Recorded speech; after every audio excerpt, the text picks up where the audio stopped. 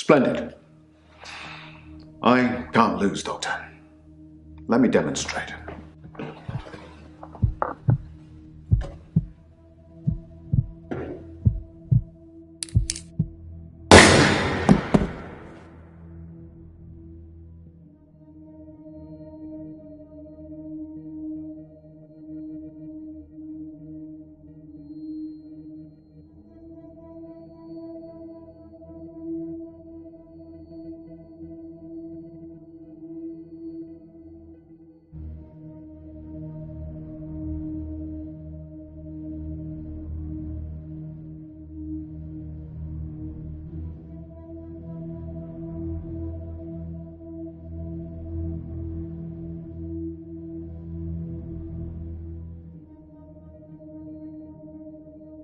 I've told you all I know about Dr. Decker. He started out good, then turned a bit crazy towards the end.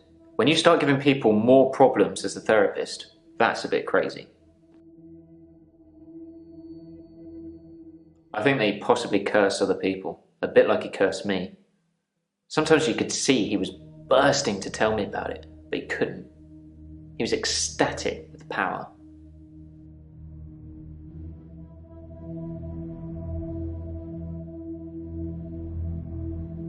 Can we maybe not talk about Hannah anymore? And thanks for the dating advice, by the way. I signed up for a dating website. It's a bit easy, to be honest. If I message something they don't like, I change it when the day replays. It's not very honest.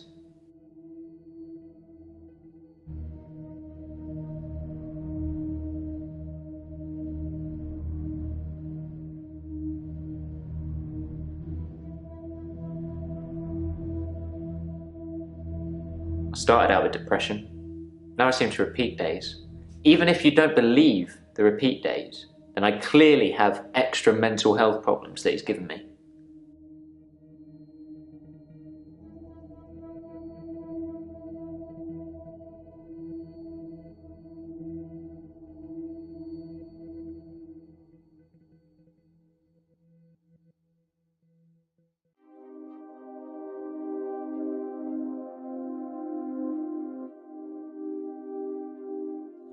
The curse. Well remembered.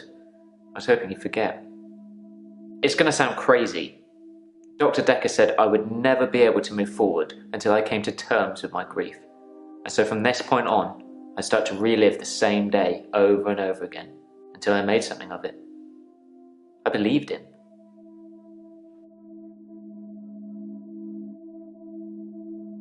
I didn't want to believe him. I remember I said, "You can't just say things and they happen."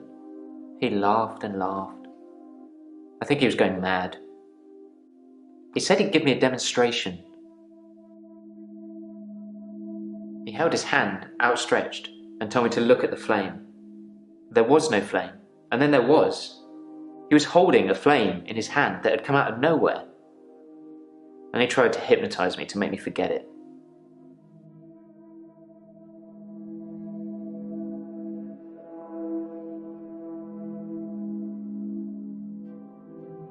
I didn't forget seeing the flame. He wanted me to forget it all, but I didn't. For whatever reason, he couldn't undo what he'd done. I was scared. I pretended like the hypnosis had worked. I was scared what Dr. Decker would do to me if he found out I still knew. So I had to play along, keep coming to the sessions, pretend I hadn't seen what he'd done. It was awful. Because I was suffering through the same days over and over again, but I couldn't talk to him about it, because he'd know.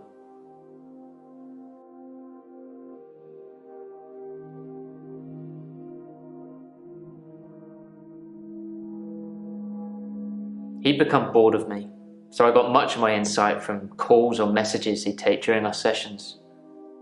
I think because he hypnotized me, he didn't want to play with me anymore. So I got basic therapist.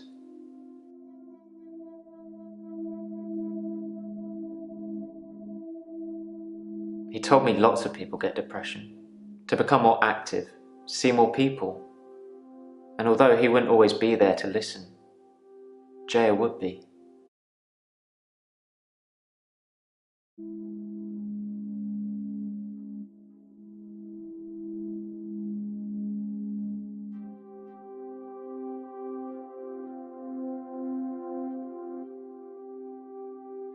Yeah, I talked to her quite a lot. I'm not sure how many days of that she'd remember. She seemed to care, which is more I can say for Decker.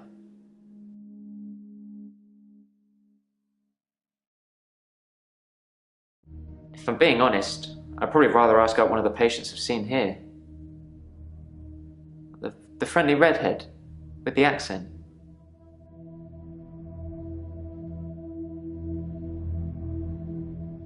I didn't notice Dr. Decker had a paper spike.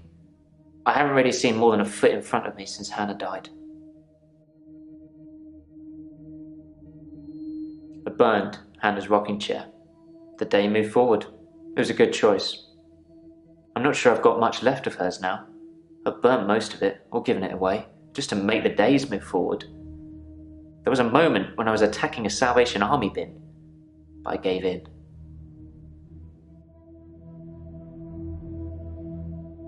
I accidentally put Hannah's diary into a Salvation Army donation bin.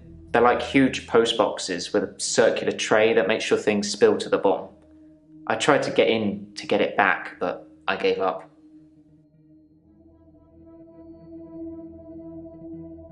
I read the last few weeks of Hannah's diary a while ago.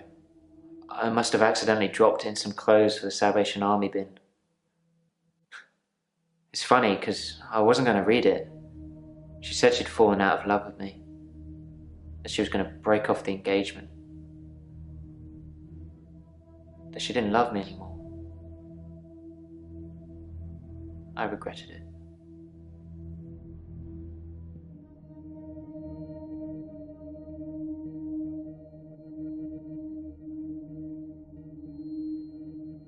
I regretted that I mourned for Hannah so long.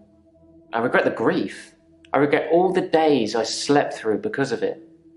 Had I known she didn't love me anymore, things would have been different. I'm a bit angry now. If I had that day over again, I may just still pull out in front of the driver.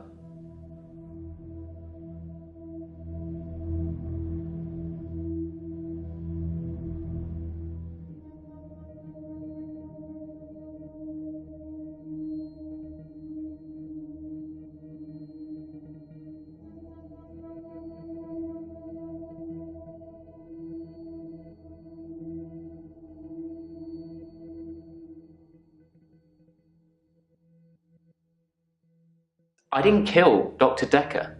I wanted to be as far away from him as possible. I don't know who did.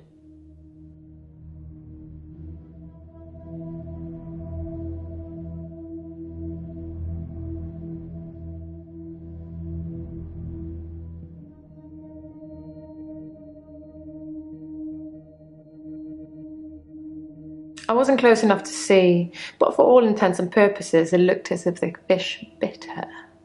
1, 2, 3, 4, 5. Once I caught a fish alive.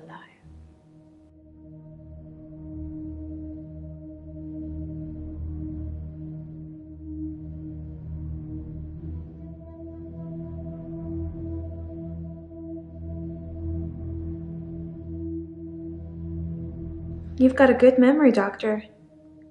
Let's talk dreams. Sometimes I'll dream about a light, deep in the ocean somewhere. I head towards it because it's warm and glowing, like a beacon. And when I'm at the bottom, it's the most beautiful thing, like a welcoming sun, like I'm home. And then I wake up.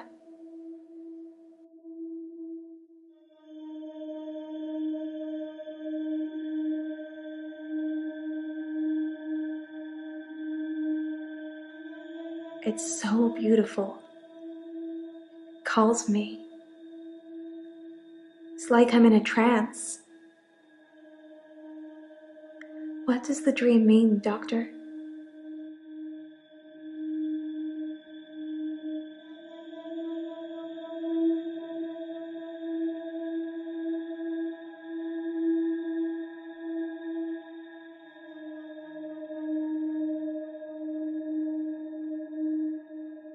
Yes, I suppose I follow that glow like people follow me.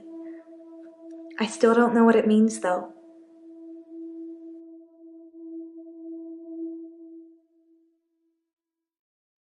I've had no blackouts, and I haven't been to the beach since our last session. But I think I will today. Do you want to come with me to the beach?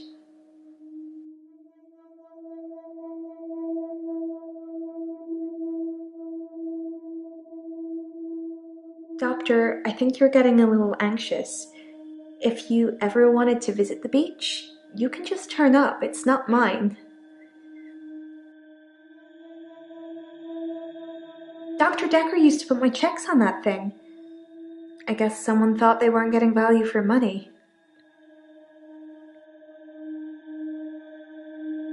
I actually don't have a lot of money.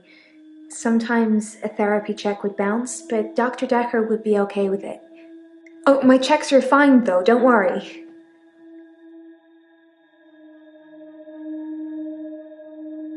I'm not broke. Men buy me drinks at bars though. Sometimes I'll get away with not paying at restaurants. Isn't that how it is for everybody? I mainly like drive-thrus. I don't like crowds, and I find it difficult to stay in the same place for too long. I guess I'm a fidget.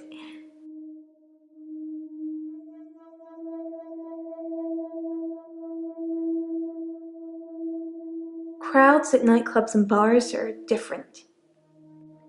The lights are dim. You can slink around without attracting too much attention.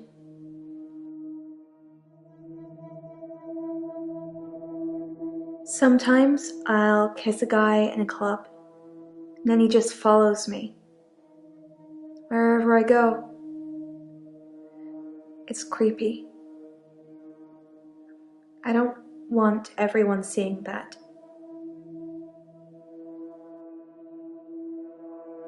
They follow me wherever I go. Anywhere. Where do you think they follow me, Doctor?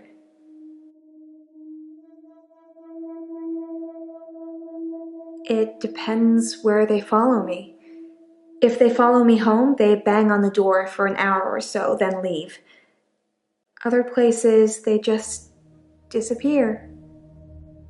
I don't see them again. Well, they don't just disappear into thin air. I think they return to the place I found them. But I've not run into the same person twice. I'm okay. Thanks for asking. It's rent day, and I always feel a little blue on rent day.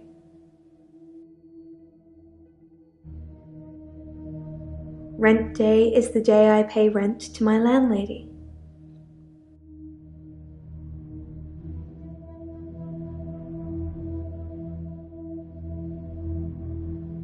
It's just good manners to accept when someone offers to buy you a drink.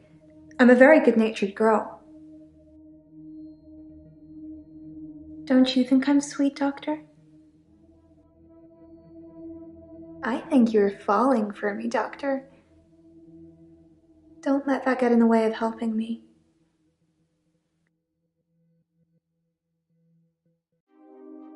Yes, they follow me home. They're silent. It's like a trance.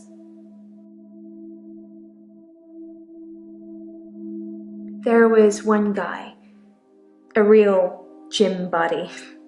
I let him into the bedroom, but nothing I did would stop him just staring at me.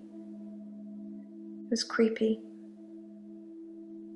I got him to follow me outside, and then I just shut the door.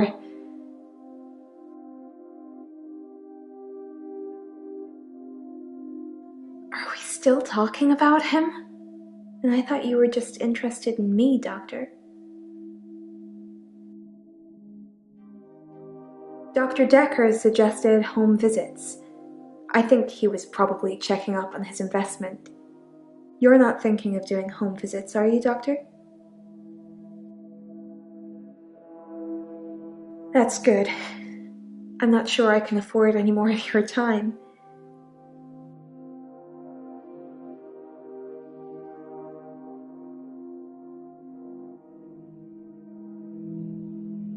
It's true then. I'd heard Dr. Decker was stabbed, but I didn't know for sure. It's weird that whoever did it would choose the paper spike. Dr. Decker used to play with it in our sessions sometimes. You know, pick it up, handle it while we talked. I remember once, he pushed the spike through his skin. At this bit, here, between his thumb and his finger. He said he didn't think I'd mind the sight of blood, being a nurse and all that, but actually, there wasn't any. I was a bit freaked out. At first, I thought it was a trick. A magic trick, you know? Like some kind of therapeutic test. Show the patient this retractable spike and see how they react. But it wasn't. The spike was real. Dr. Decker gave me the paper spike to try. It wasn't fake. It was pretty sharp, actually. I don't know how he did it. He said he just thought that it wouldn't hurt him, so it didn't. I'm okay, I suppose. Works fine. Hilda's fading fast. Terry's Terry. I feel a bit sad, to be honest. I gave all my keepsakes back.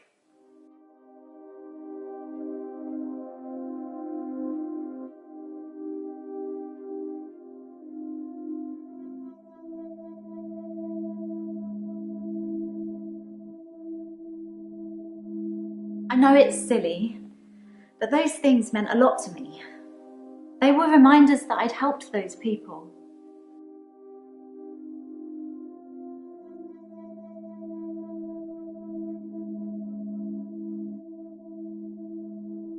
Well, I thought about it, and well, I know you said it was okay, that I should keep them, but maybe it did look a bit suspicious.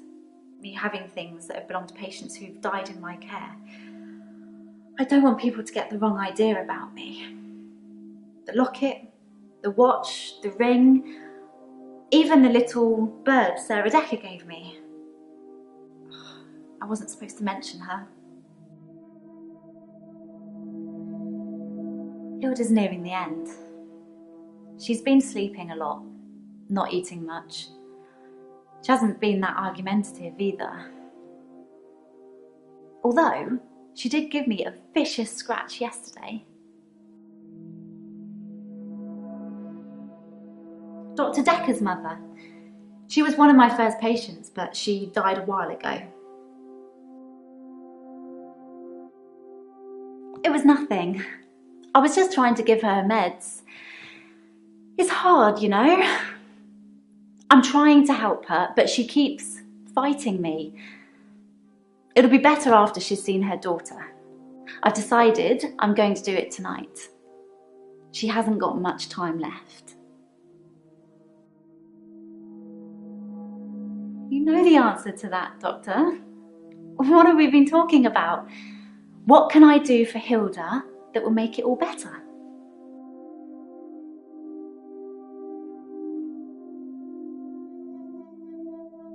Seriously? No, that isn't what I meant. That's the plan. I know, it sounds unbelievable, like I'm making it up. I wish I could prove it to you somehow. We could try shifting now. Think of someone you really love. It might help if you close your eyes. Are you thinking of them? Can you picture them?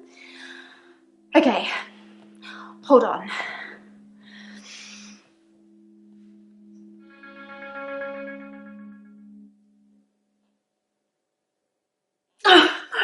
Sorry, I don't think it's going to work.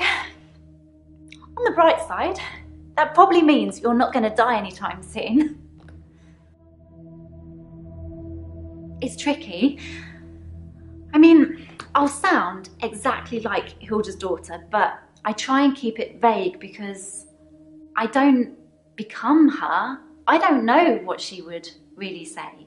I say things like, "It's okay, don't be scared, I love you, Mum," or "I love you, Dad." But it doesn't really matter what their relationship's like because it's not really them. I always do the Disney version. The best, most loving version. That's what my patients want to hear. And maybe deep down they know it's not the truth, but it's got to be better than the reality. Does it really matter if it isn't the truth? Isn't it worth it if it brings them peace? Tell me honestly, doctor, do you really think that what I'm doing is wrong?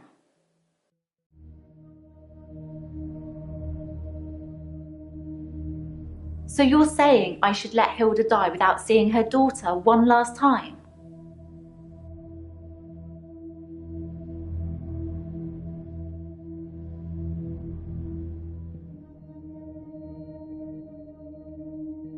I don't know if I could do that, doctor.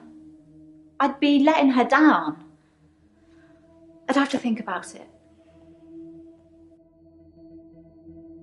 Terry seems to have backed down since I gave the keepsakes back. Actually, it doesn't seem like she's been very well. Not her usual self. Maybe she's got a bug or something.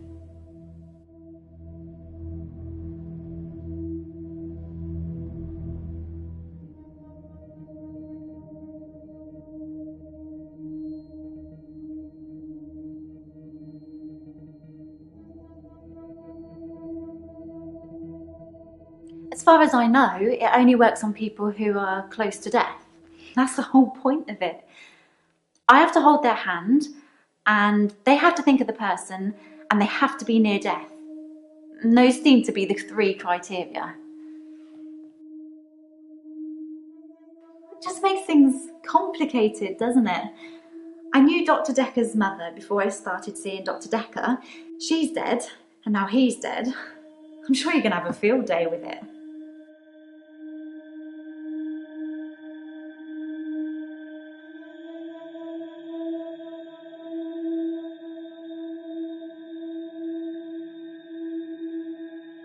Yeah, that's the reason I came to see him. I knew she was dying, but he refused to talk to me unless I booked a session, so I did. And well, here we are. I told Dr. Decker that his mum was dying, that he should see her before it's too late.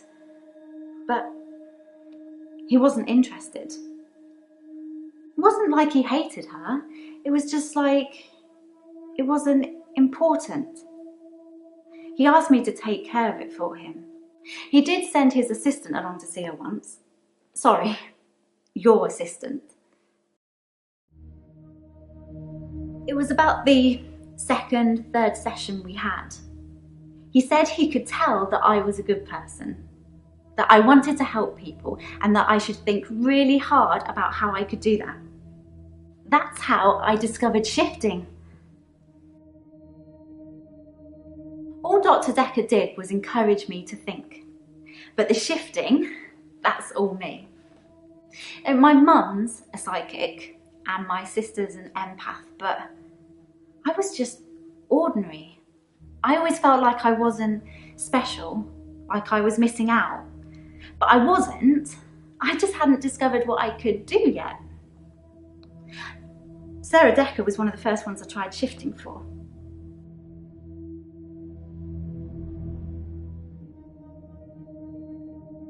I didn't really know what I was doing that first time. I mean, I didn't actually expect anything to happen.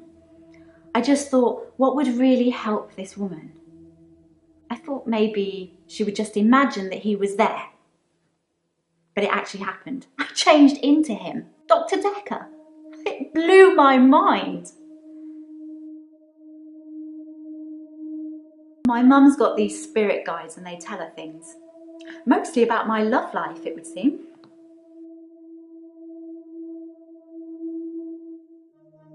To tell you the truth, I don't really know what an empath is. I should probably Google it sometime.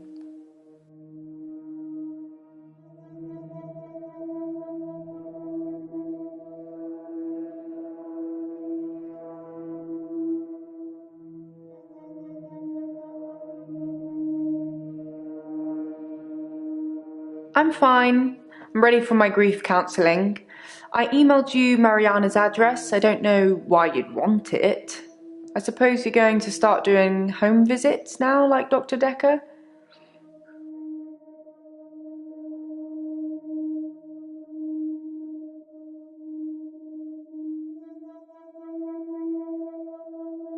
Doctor, if you don't want it, don't text me and ask for it. It's all right. I don't mind doing menial tasks for you. Someone has to do them. Yes, Dr. Decker started doing home visits for Mariana. He said she couldn't concentrate properly in his office. I hope you're not thinking of doing the same thing. I need you right where I can see you.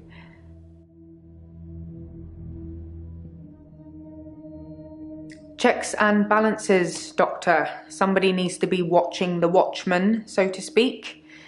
Make sure you're helping, not hindering. He probably did his fair share of helping and hindering. He was definitely helping in the beginning, but then seemed to lose sight of things. I think he was so overwhelmed by the patients he was getting. His curiosity just got the better of him. There was a definite turning point. Somewhere around the time Professor Alderby turned up, that seemed to unsettle him. And then we had a flood of extra weird patients. I think it was all too much for him. I think I misjudged him. I hope you deal with it better.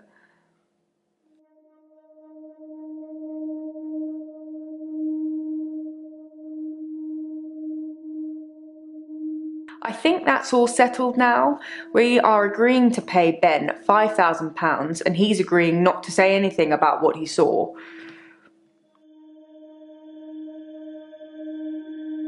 He thought he saw a creature coming out of Dr. Decker's mouth. Well, at least that's the reason he's given for not emptying the bins that night. Either way, it's not the kind of publicity that we need.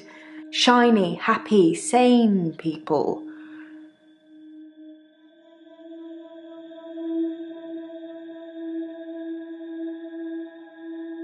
Grief is such a strange word if you keep saying it. Grief, grief, grief. It sounds like somebody's being whipped. And you're going to ask me how I feel today? Some mornings I come into work and still expect him to be here. Sometimes it feels like he actually is here, watching over me. We had a connection. It's gone now, though. You can't have a connection with the dead, can you? Not for too long, anyway. Dr. Decker asked me to have dinner with him for Valentine's. I refused, obviously, because you don't sleep where you eat or something like that. But it was flattering, especially with competition like Mariana around.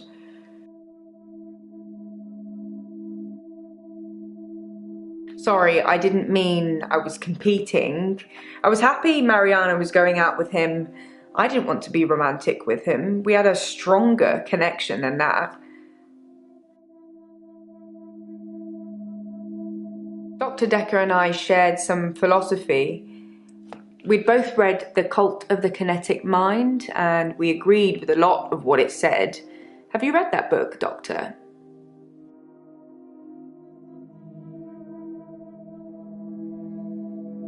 In Cult of the Kinetic Mind, the author suggests that everyone is capable of psychokinesis and that the cult leaders specifically had these powers that turned their followers into disciples. It's not a fun read, but if you're into psychology, it's a blast.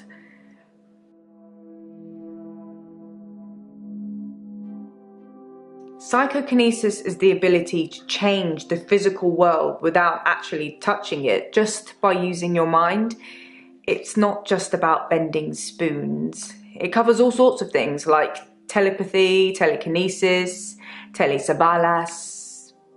Shoot me, I'm a Kojak fan.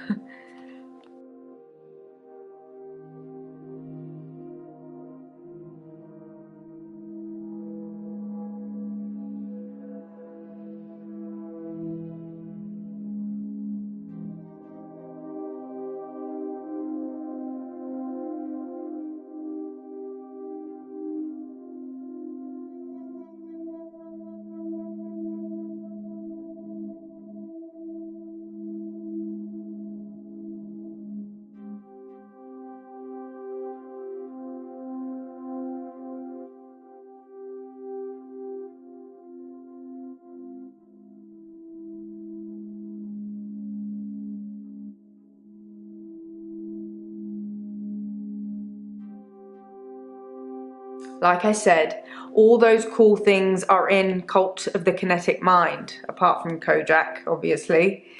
If you ever get a patient who thinks they can change the world with just their mind, then duck, just in case they can. But seriously, do a whole load of shrinking and make them better. Whether you believe in psychokinesis or not, you'll need to figure out your approach with those that do. How do you make people who think they have special powers better? Do you remain passive and support, encourage them, take them away?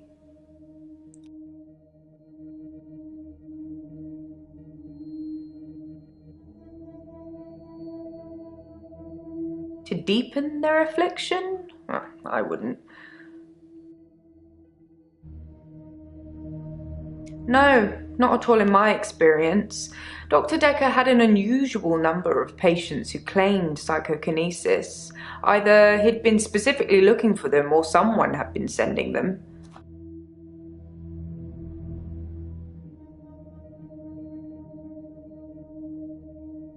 It's entirely possible that someone is targeting this practice with psychokinetic patients. To what end, I don't know. It's no coincidence that most psychokinetic patients are diagnosed as insane, or at least temporarily insane. It's a handy diagnosis if you're facing criminal prosecution, especially if it's for murder.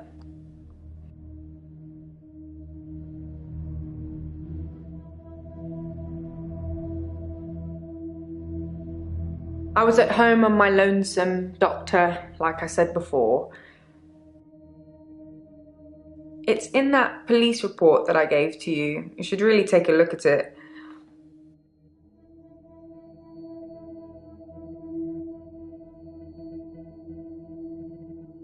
Honestly, I think Dr. Decker had a bit of a crush on Mariana, or vice versa.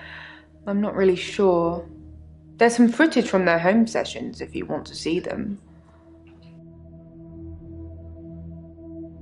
That was a joke, Doctor.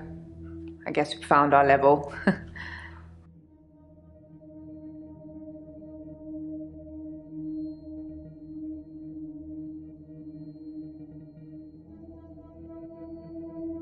Oops, that was a strange thing to say, wasn't it?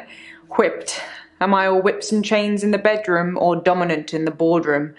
Don't answer that, it's not a question. It's early days for a harassment suit yet, what with Ben's nervous shock already. Dr. Decker did send me to see his mother once. She was dying in a nursing home and he didn't want to see her. I remember him calling her a manipulative, evil old hag. You tend not to ask any more questions after that. I didn't really speak to Nathan that much at all, but I have this strange feeling that I know him really well. I can't quite put my finger on it.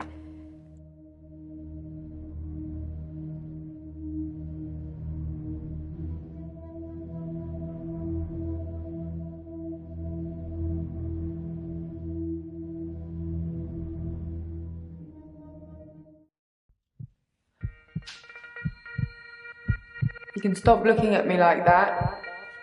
You've made me do this. And don't try and escape. You're all tied up. Now tell me the truth. Is this a dream?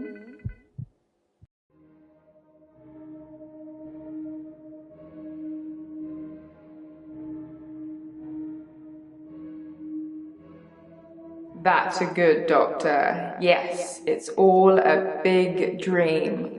So let's get down to business. Do you believe that people can have kinetic powers?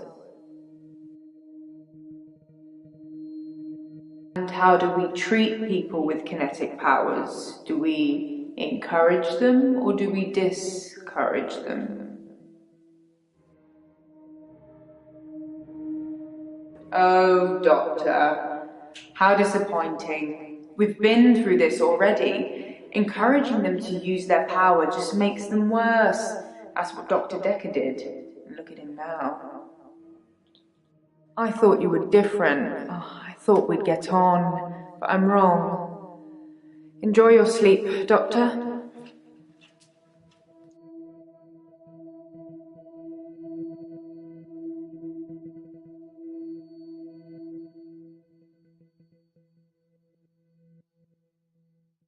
There's someone else in my hour. I brought David back to life. I removed the chains, dressed her. It was Iris. We could try shifting now. Would you like to see David, Doctor?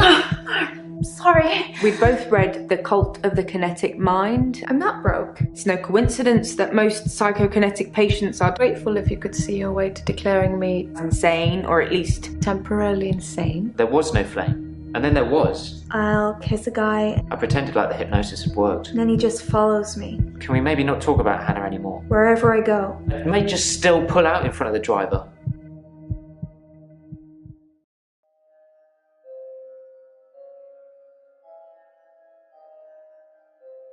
Morning, Doctor. You're looking a bit unwell. Are they getting you all wound up? Well, have a look at this. I found it in Dropbox. Apparently, Dr. Decker lent Mariana some money. Sounds dodgy, doesn't it? I also got the toxicology report back from Officer Yates, and shocker, Dr. Decker had... Sorry, you just have to read it. I should have spoiler alert tattooed on my forehead. And can we not do the grief counselling thing today? I'm all sorts of behind on work and I'm getting more stressed out watching it all pile up. If you need anything though, I'm here.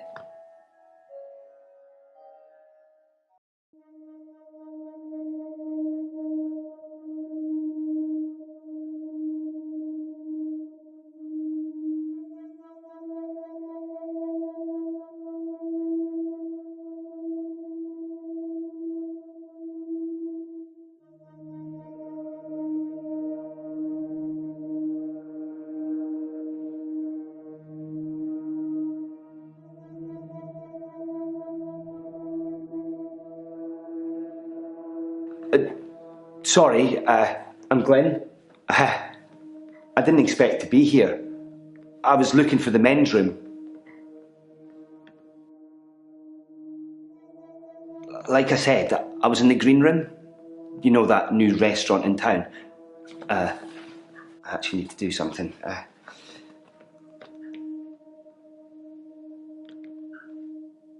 Done. Sorry. I was in the middle of a date and needed the restroom, and here I am.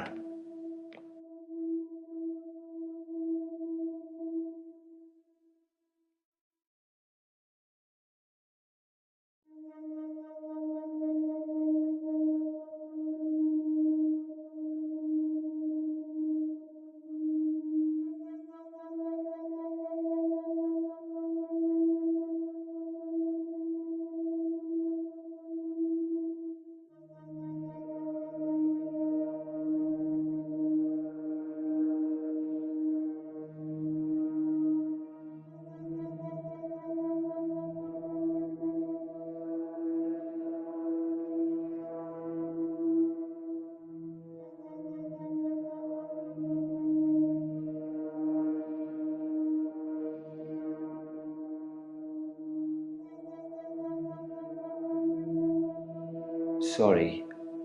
Sorry, you're not familiar with my case. I stepped through the restroom door into your office. Sometimes when I go through a door, it opens to another place. No, I shouldn't imagine she did that. I didn't even pass through the waiting room. Besides, it's lunchtime, she won't be there. No, not really. But it's lunchtime, and you don't normally see patients now. Well, Dr. Decker didn't normally see patients now. Dr. Decker was crazy. I arrived late to the party. Apparently, he was a fine, upstanding citizen before. I don't know what changed him. Of the few sessions I had with him, he'd observed me walking through doors.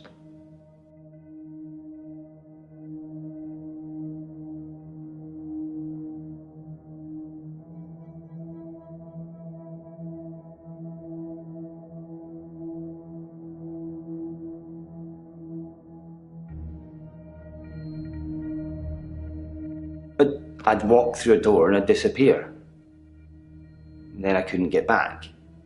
The session was £150 either way, so I paid that for a couple of times and then decided it was a bad idea. As you can see, it's still happening. The doors. I'm still vanishing from one place to another.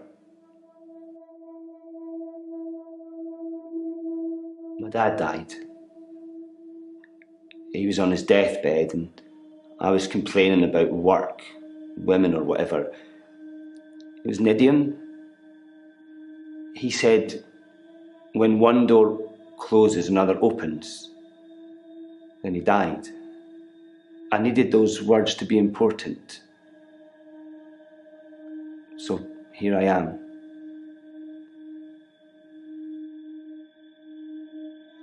He was stoic. He had tuberculosis in his lungs. That's what killed him. Nobody knew until the end. I never got to say I loved him.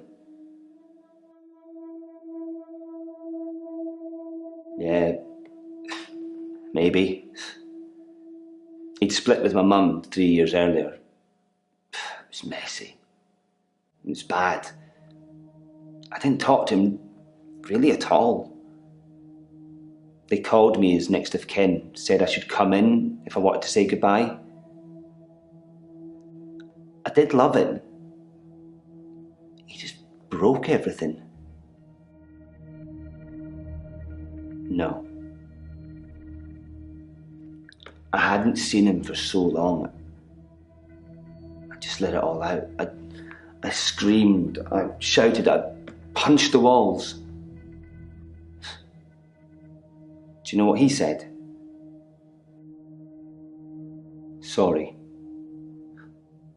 Over and over again. Like he really meant it. He did. He really meant it. And when I stopped, when I was exhausted, he smiled at me. Like he cherished me. Like he'd been waiting to say sorry. Waiting for forgiveness. I didn't get to. I didn't get to say I loved him. I didn't get to forgive him. He just said when one door closes, another opens. And then he died. What does he think of me?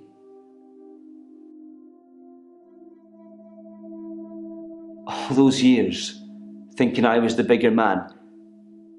It turns out he was. There's no going back, is there, Doctor? When one door closes, it's shut forever?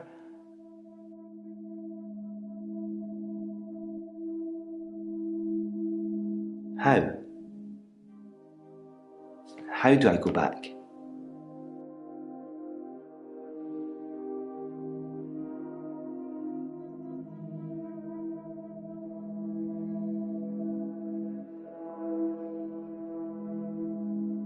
I think you're probably right. I've been trying to address the symptoms and not the root of the problem. You might be the best replacement doctor this place has seen. I'll book a real appointment next time, and you can help me with this. Thanks, Doctor.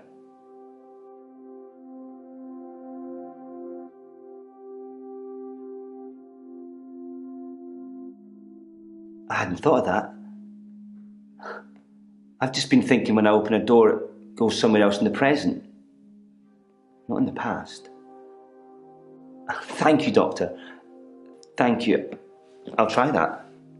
Now. I'll try that now.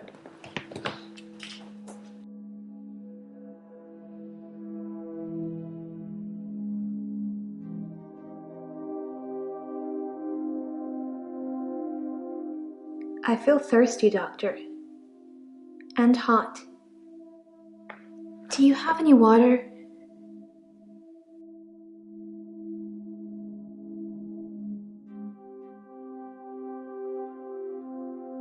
I've been drinking a lot of water recently. I didn't go to the beach. I didn't go to the sea. I said I would, but I didn't. I've been feeling this way for a while.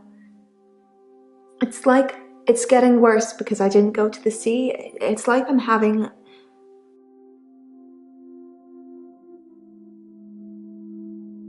I don't feel well. I feel sick most of the time, dizzy, thirsty. I got a head fog like you wouldn't believe. My doctor, Dr. Rose, sent me for blood tests.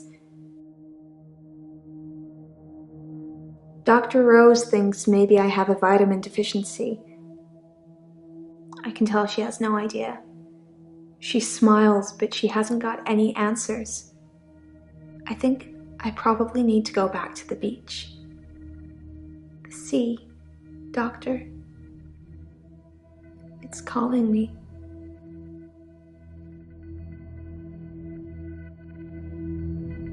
What's temazepam? Why are you asking? I don't take sleeping pills. Never have done. When you suffer blackouts already, you don't really get offered anything like that.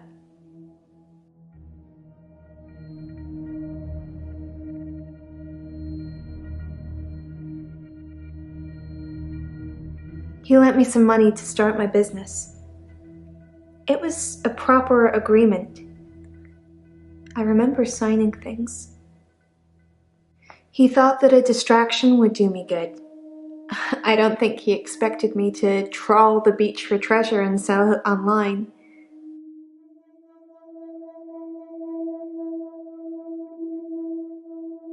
Dr. Decker thought I had too much time on my hands, so a distraction would do me good. He lent me $15,000, all in all.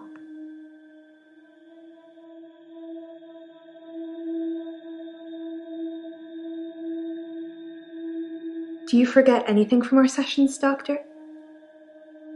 People follow me to the beach. I don't know who they are, and I don't know what happens to them. I don't always get followed, though, so it doesn't explain my blackouts.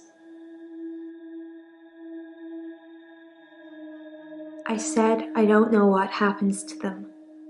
It's not always to the beach. Sometimes they follow me home. My home is in Chantry. You know that. You rang my doorbell last night.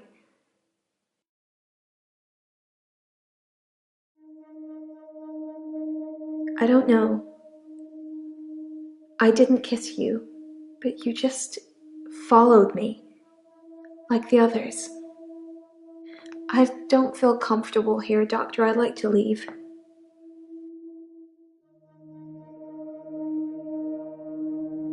I've seen Dr. Decker drink, but not that much. Certainly not during our sessions. He had other things on his mind, I'm sure.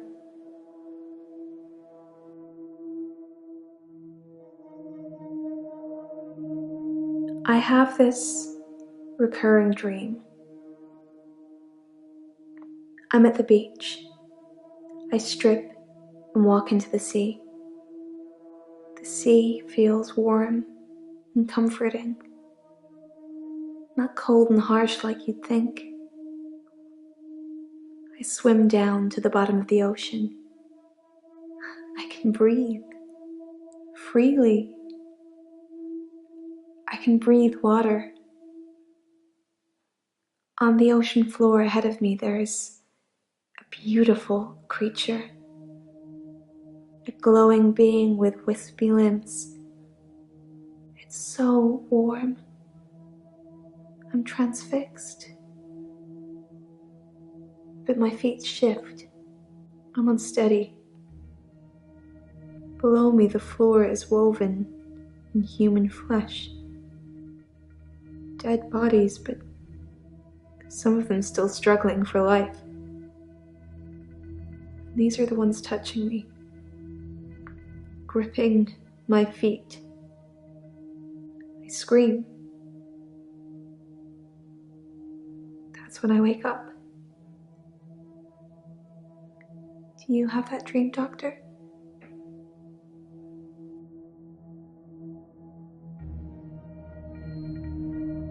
It's horrific and beautiful at the same time.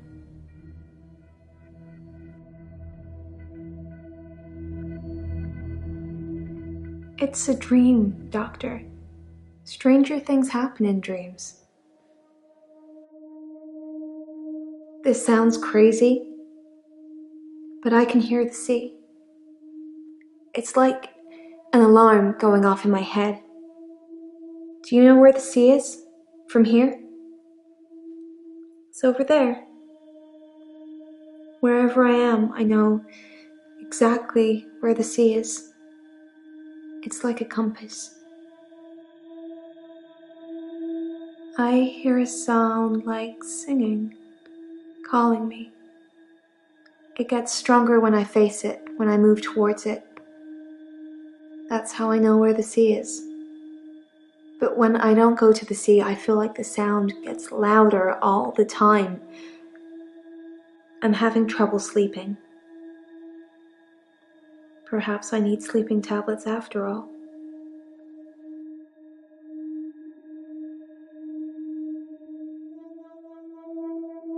If you say so, it must have been your twin then. I don't know if I have a twin. Do you have a twin, Doctor?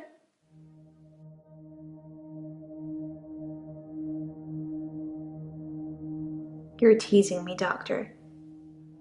But it was you. I saw you.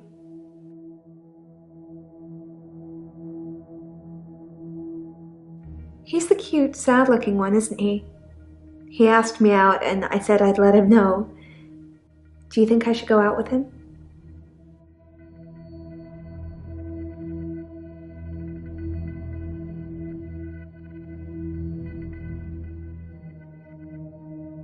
Doctor, I didn't take you for the jealous type. Are you feeling a bit jealous? That answer would have a lot more weight if you stopped coming around my house.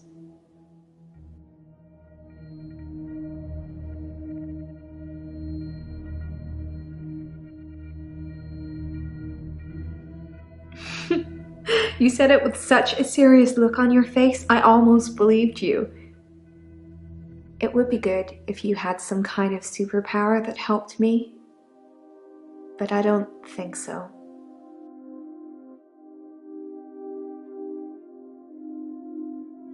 It's a referral letter, Doctor. Don't overthink it. A girl can't be too careful with everything that's been going on. No, there's been no dancing. I haven't been feeling that well, Doctor.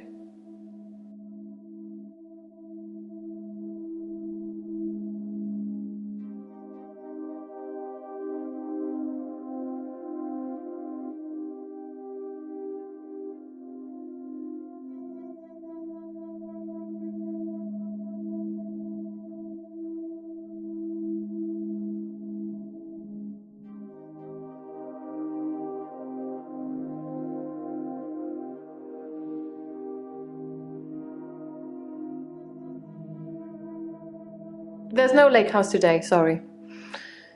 David's not doing very well. He's caused a problem with the girl. I need to do something. The little girl, our neighbour at the lake house, she says David is weird and creepy. Doctor! Oh, sorry, but I found some of the referral letters we were talking about. There is a pattern, but it's not the same for everyone. He said to get them to you ASAP, so here you go.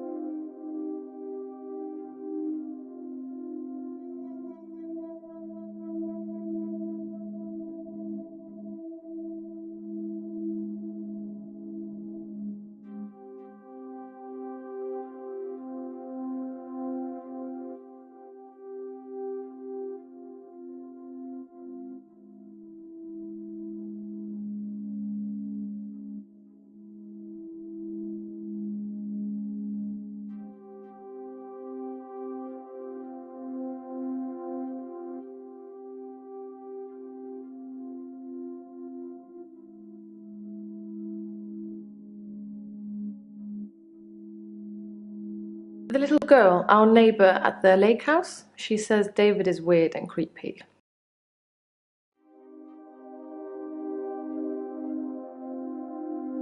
David has been hunting and skinning again, but from the look of the torso, he caught a domestic cat.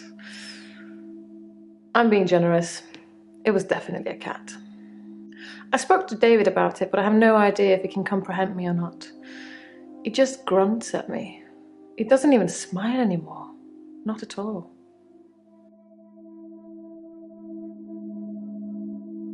Yes, sorry. I left out an important detail. The girl, Anushka, she was crying because her cat had gone missing, and she thinks that David killed it. Doctor, I'm worried. I'm worried that David's not going to stop at cats. He's killed deer, rabbits, wild birds, and now cats. I'm worried he might add little girls to his list. I can't stop him. I can't stop him. I can't control him in any way at all. Ever since I brought him back from the dead, he has done nothing but ignore me. I'm starting to think that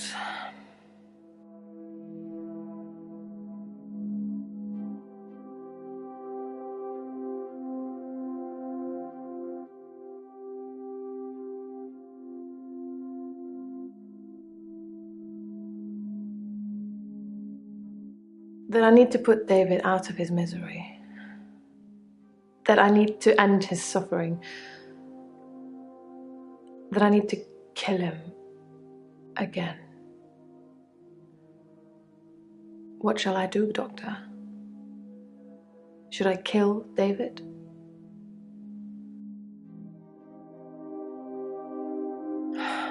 Very well. I will do as you say. I suppose I can let this go on now that someone else knows about it. The responsibility of having David is too much for me on my own. Thank you, Doctor. I've never used sleeping pills. I'm too afraid of what would happen to me in my sleep. If Dr. Decker was an alcoholic, he hid it well. I never saw him drink. He certainly never offered me a drink. God knows I could have used one.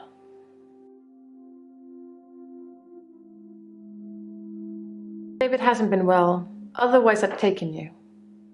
Shall I bring him to you next time?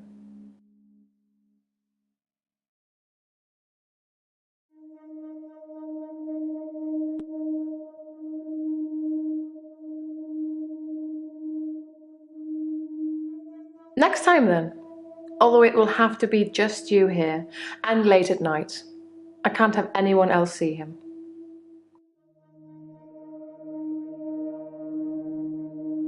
I never talked to Tobias, but I did talk to Iris. I told her who saved her and that it was a patient here. She broke down on the phone.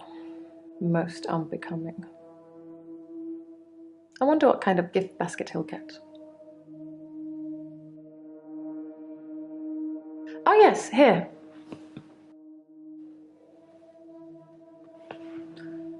From a few weeks ago. As you can see, Doctor, he looks perfectly normal.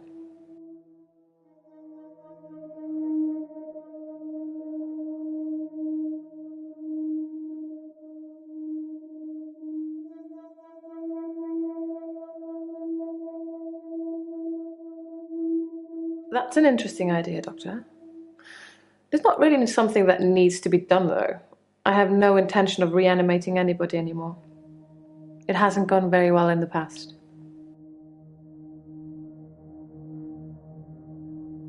My solicitors did refer me, but I ended up going privately as it was cheaper.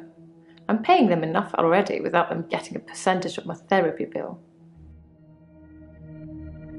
Dr. Decker was very quiet in our sessions after seeing David. After a while he started talking about David like he was a pet, asking me what I fed him, what he'd do in certain conditions.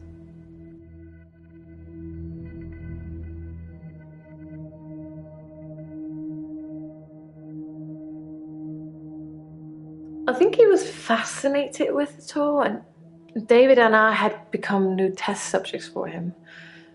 When I said David never listens to me, he urged me to start giving David treats for pleasing me.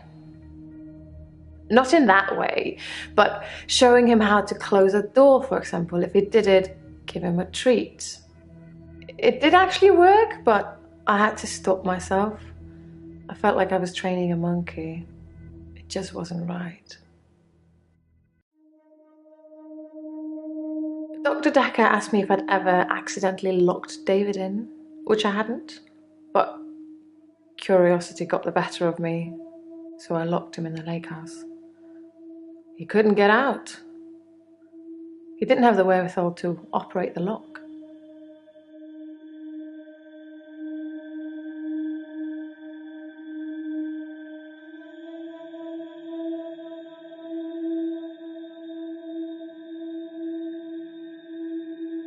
Scarlett,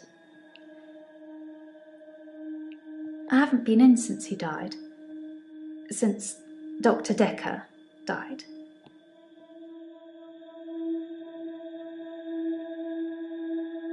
Valentine's Day was awful. I had a bit of an accident with a creme brulee torch and had to spend the night waiting in A&E. I melted a nail to my finger. It hurt a lot and needed stitches. It's all fine now, though. He was a complicated man, as I suppose most people are. His external persona didn't match what he dreamed about. His dreams were amazing, filled with a spectrum of colours and creatures. It was like Narnia for grown-ups. That was in the beginning.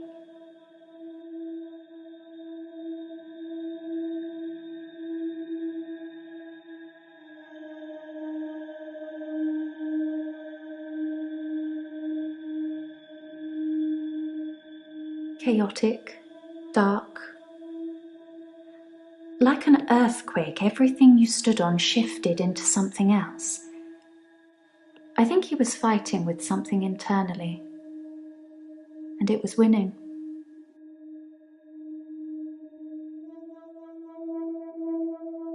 I don't know. It's a turn of phrase. Inner demons? Insanity? I don't know. I can visit dreams, but I can't force the dreamer to interact with me.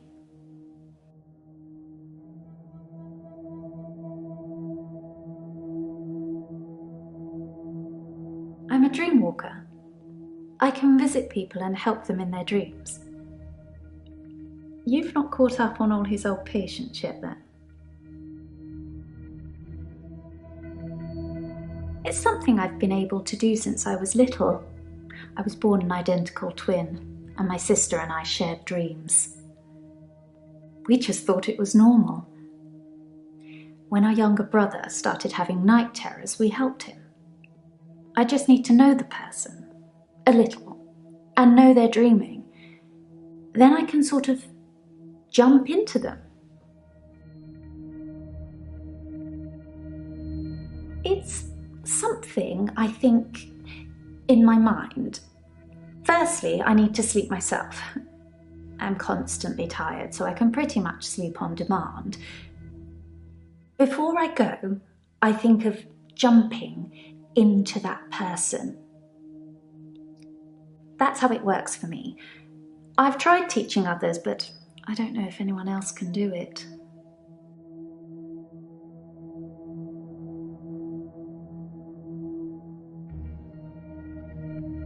I don't know. Lots of people.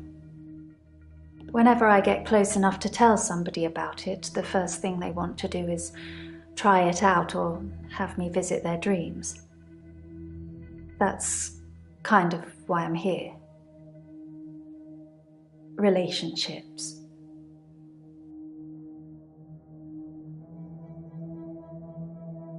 It's difficult to sustain them. I'm not just talking about romantic entanglements. It's hard keeping friends too. Like I said before, I tell them about my ability and they immediately want to try it out. The problem is, I don't normally like what I see.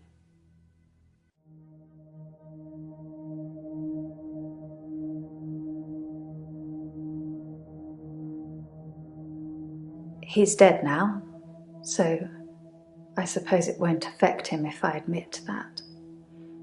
So yes, I was. Not near the end, though.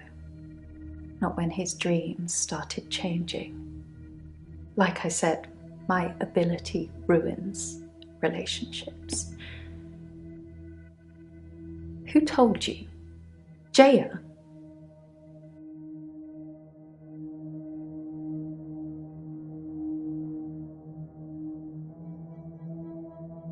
Just thought she'd know. Thought she'd know everything about her precious Dr. Decker. Sorry, we didn't speak that much.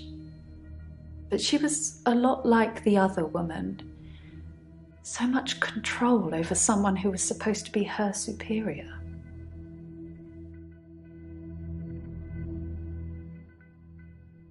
I think people try to show off. Firstly, they're a bit shocked if I turn up in their dream. But when they're comfortable with that, they start to put on a show. But most people can't control their dreams, so they tend to turn into nightmares pretty quickly. Oh look, I'm dreaming of a giant Stay Puft Marshmallow Man. Oh, why is it destroying New York?